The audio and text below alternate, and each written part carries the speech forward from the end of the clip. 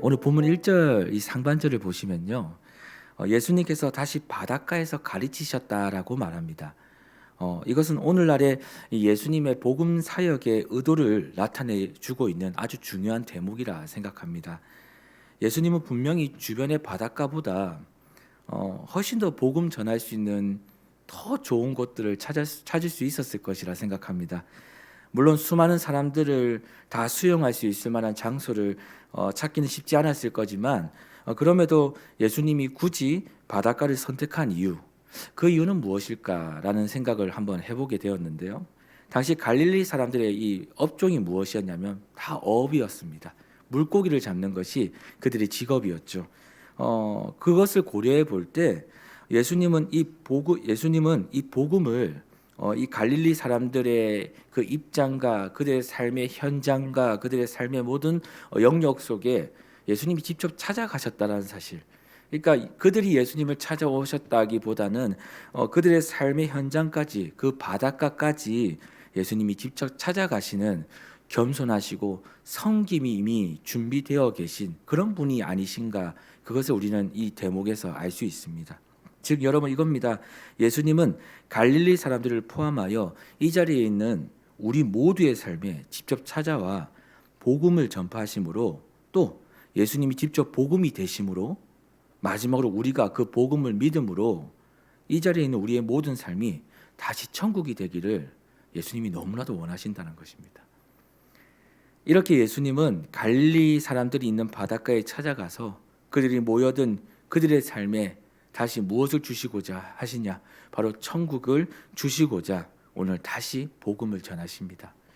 오늘 씨 뿌리는 자의 비유로 그들에게 복음을 전하시죠. 이 씨 뿌리는 자의 비유의 이야기는 아마 이 자리에 있는 모든 분들이 다 알고 계실 것이라 생각합니다. 먼저 이 씨 뿌린 자의 비유의 핵심이 무엇입니까? 무엇이냐면, 같은 사람이 씨를 뿌려도 씨를 담는 이 마음의 밭의 상태에 따라 그 결실이 달라진다는 사실을 오늘 이야기해 주고 있는 것이죠. 우리가 날마다 말씀을 들어도요, 우리가 날마다 큐티를 해도 듣는 내 영적 상태와 또 마음에 따라 결실이 달라진다는 것입니다. 사랑하는 여러분, 우리는 어떻게 해야 그렇다면 30배, 60배, 100배의 결실을 맺을 수 있을까요? 이 자리에 있는 우리 모두, 말씀을 전하는 저뿐만 아니라 우리 모두가 사실은 이걸 너무나 원하죠. 오늘 말씀이 내 삶에서 나타나기를, 내 삶에서 정말 내가 생각지 못했던 30배, 60배, 100배의 결실로 나타나기를 우리 너무나도 원하고 있죠. 어떻게 하면 그렇게 할 수 있을까? 오늘 저는 이 본문을 묵상하면서 두 가지 방법을 여러분과 함께 나누고자 합니다. 첫 번째인데요, 우리가 30배, 60배, 100배의 결실을 맺을 수 있는 첫 번째 방법은 바로 우리가 세상의 염려와 재물의 유혹과 그리고 또 욕심의 가시떨기를 내 마음에서 먼저 제거해야 된다는 것입니다. 4절을 보시면요, 더러는 길가에 떨어짐에 새들이 와서 먹어버렸다라고 말합니다.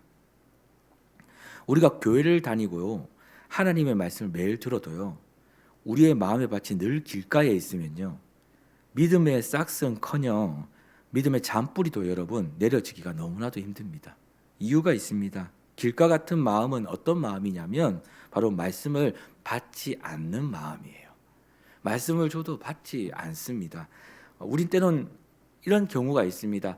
저를 포함한 것입니다. 삶의 무게가 너무나 클 때가 있어요. 삶의 무게가 너무나 크거나, 때로는 여러분 이 세상에 보이는, 내 눈앞에 보이는 이 세상의 모든 것들이 하나님의 말씀보다 더 빛나 보일 때가 있습니다. 빛나 보인다는 말은 그것이 해답처럼 보일 때가 있습니다. 그때 우리도 모르는 사이에 오늘 내게 주신 하나님의 말씀을요, 이 마음에서부터 거부하고 있는 나를 보게 됩니다. 다시 말하면 세상의 좋은 것들 앞에, 또 만만치 않은 삶의 무게 앞에 하나님의 말씀의 씨앗이 그 자리에 떨어지는 것을 너무나도 두려워할 때가 있습니다. 하나님의 말씀보다 이것이 더 맞는 것 같거든요. 하나님의 말씀보다 이것이 훨씬 더 좋은 해답인 것 같거든요. 그래서 그 하나님의 말씀이 지금 내가 고민하고 있고 지금 내가 해답이라 여겨지는 그 자리에 떨어지는 것을 두려워한다는 것이죠. 이유는 하나님의 말씀이 내 삶의 무게를 해결해 주지 못할 것이라는 생각, 또 내 눈앞에 있는 내 눈앞에 보이는 성경이 말하는 대로 말한다면 내 눈앞에 보이는 세상의 정욕과 안목의 정욕과 이생의 자랑이 하나님의 말씀보다 더 빛나고 좋아 보이기 때문에 그렇습니다. 이런 마음이 여러분 내 안에 생길 때 일어나는 결과가 무엇이냐고 오늘 본문은 이야기해 주고 있냐면 사단이 우리 마음에 떨어진 씨앗을 빼앗아 간다라는 이야기를 해요. 여러분 이 말을 쉽게 말하면 어떤 말이냐면요. 사단의 유혹에 그냥 넘어갔다라는 거예요. 하나님의 말씀보다 사단의 유혹에 그냥 넘어갔다. 말씀이 보이지 않게 하는 거죠. 이 말씀이 떨어졌지만 받지 못하니 그 말씀을 그냥 가져가 버립니다. 그래서 여러분 길가의 마음은요. 그 말씀 자체가 임하지 못하는 삶입니다. 그 열매를 당연히 그렇다 보니 당연히 열매를 맺지 못하는 것이죠. 오늘 5절을 보시면 이런 이야기가 나옵니다. 흙이 얕은 돌밭에 떨어진 씨앗. 돌밭에 떨어졌는데 그 돌밭이 흙이 얕은 돌밭이라고 이야기합니다. 여러분 이도 마찬가지입니다. 여기서 돌밭이라는 것은 그냥 엄청난 바위들이 막 쌓여 있는 그런 돌밭을 얘기하는 게 아니라 돌이 있습니다. 근데 그 위에 깊은 흙이 아니라 얕은 흙이 깔려 있는 것이죠. 깔린 그런 밭을 이야기합니다. 이런 돌밭도 어떻습니까? 흙이 깊지 못하니 곧 싹이 나오나 이 뿌리를 내릴 수가 없습니다. 그럼 뿌리를 내리지 못하면 어떻게 됩니까? 이내 그 싹이 말라 죽을 수밖에 없다라는 것입니다. 사랑하는 여러분, 이 돌밭 같은 마음을 가진 사람은요, 누구를 말하냐면 말씀을 들어도요, 그때뿐인 겁니다. 말씀을 들어도 그때뿐인 사람을 말하는 것입니다. 만약 우리가 평상시는 잘 모릅니다. 그렇지만 환난과 박해가 어려운 일들이 막 밀려올 때 그때 나타나는 것이죠. 그동안 믿었던 예수님이 어디 있냐라고 되려 불평과 원망을 합니다. 그동안 믿었던 예수님이 지금 여기 계시는가? 그분을 부인하게 될 때가 있는 것이죠. 예수 믿으면 잘 된다더니 그게 아니잖아 라고 하며 이내 자신의 신앙을요 포기하는 경우들을 보게 됩니다. 여러분 또 연결되는 것이죠. 7절을 보시면요. 가시떨기에 떨어진 씨앗이 나옵니다. 가시떨기에 떨어진 씨앗은 가시가 자라 씨앗의 기운을 막음으로 결실하지 못한다라고 오늘 본문은 이야기하고 있습니다. 교회를 다녀도 여러분 우리 다 똑같습니다. 교회를 다녀도 세상의 염려와 재물의 유혹과 온갖 욕심에 사로잡힌 사람을 오늘 본문은 어떻게 이야기하냐? 가시떨기에 같은 사람이라고 이야기해요. 가시떨기 같은 밭을 가진 사람이다. 우리가 신앙생활을 하며 이런 가시들이 많으면 많을수록요 우리의 신앙생활 속에 우리의 믿음은 어떻게 되냐면요 자랄 수가 없습니다. 왜냐하면 아무리 진리의 말씀을 들어도 세상의 염려의 기운이요 또 세상의 온갖 유혹의 욕심의 기운이 하나님의 은혜로 결실되는 하나님의 선물인 이 믿음을요 막기 때문에 그래요. 우리의 염려가 믿음을 막습니다.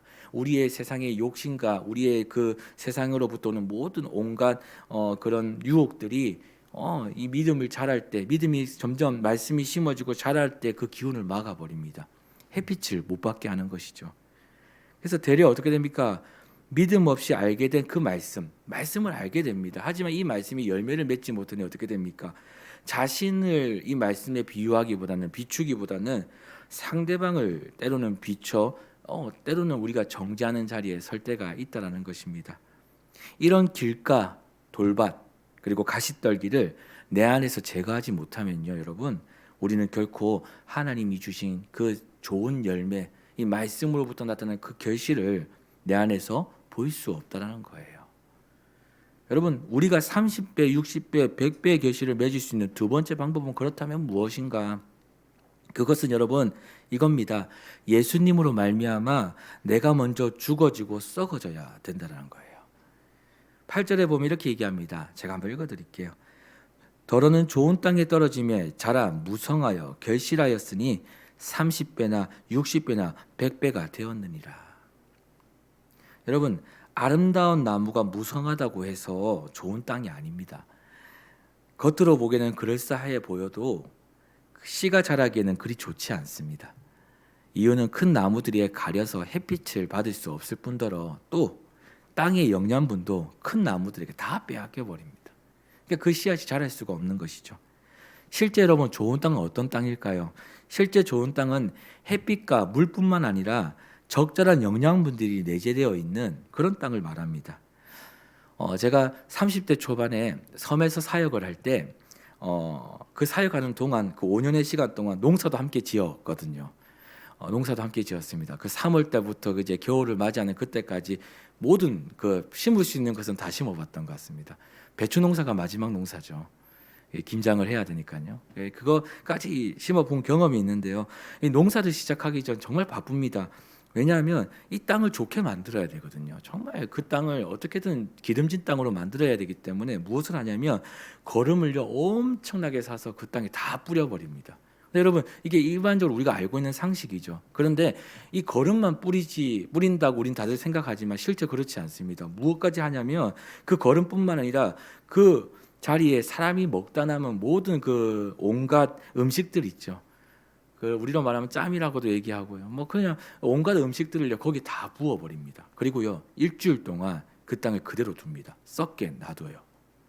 썩게 놔둡니다. 여러분 그 한 주 동안은요 그 동네가 어떤 냄새가 나냐면 아주 고약한 냄새로 그냥 진짜 말도 안 되는 냄새도 그 동네가 가득 차 버립니다. 너무 힘들죠. 지나가기만 해도 옷에 그 냄새가 배겨 버려요. 그 정도까지 참 정말 고약한 냄새가 나는데요. 그런데 여러분 그 일주일이 지나고 나서 어떤 일이 일어나냐면 트랙터가 옵니다. 트랙터가 와서 그 모든 밭을 다 갈아버려요. 한순간에 그냥 모든 것을 다 갈아봅니다. 전부 다 짬뽕을 시켜버리고 또 그렇게 한 자리를 지나가면요 신기하게 그 많았던 다양했던 여러 가지의 걸음들이 또 여러 가지 온갖 음식들이 나중에 그 트랙터가 지나간 자리를 보면 똑같은 하나의 흙이 됩니다. 그냥 하나의 흙입니다. 트랙터가 지나간 모든 것은 여러분 다 섞여져 버려요. 그리고 그 땅을 보면요 진짜 이건 너무나도 신기할 정도로 그냥 하나의 땅이 됩니다. 하나의 흙이 되는 것이죠. 그렇게 만들어진 그 땅의 농부들은 여러분 씨앗을 뿌립니다. 그렇게 만들어진 땅에 씨앗을 뿌려요. 그리고 여러분 정말로 신기한 것은 그렇게 만들어진 땅에서만 이 씨앗이요 자란다는 겁니다. 그리고요 열매를 맺습니다.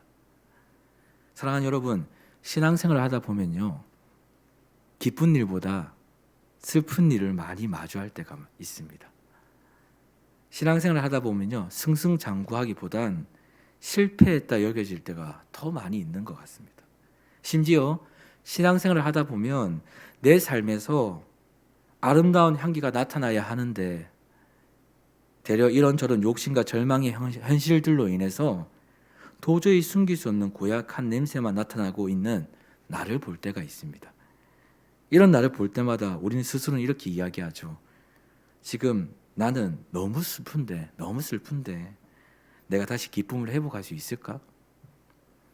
나는 지금 욕심과 절망의 현실로 온갖 냄새로 진동하는 삶을 살고 있는데 어떻게 나를 통해 하나님의 말씀이 이루어질 수 있을까?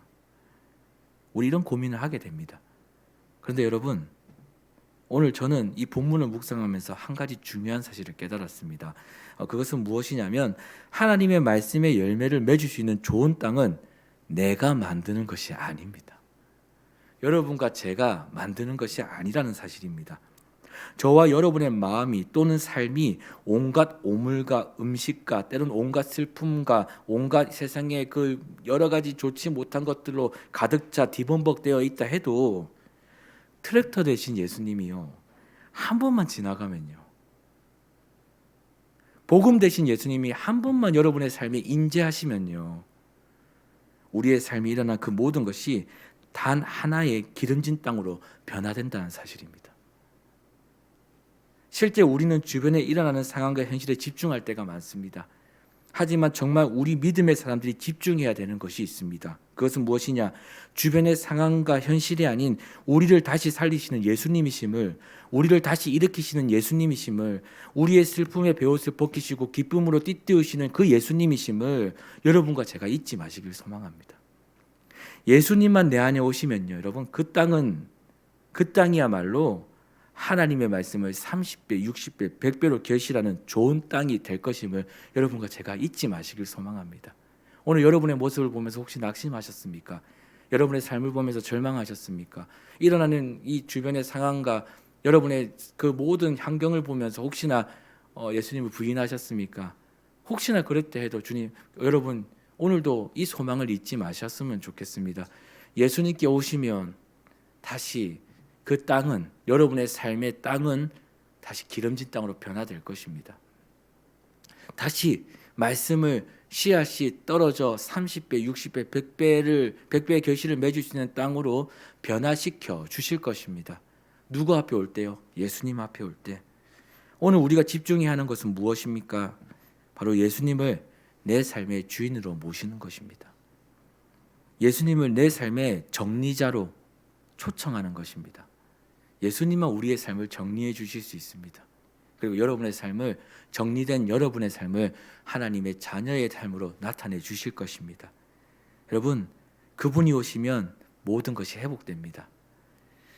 복음 대신 그분이 오실 때 우리의 삶이 다시 천국이 되는 것을 이 자리에 있는 저와 여러분이 믿으시길 간절히 소망합니다.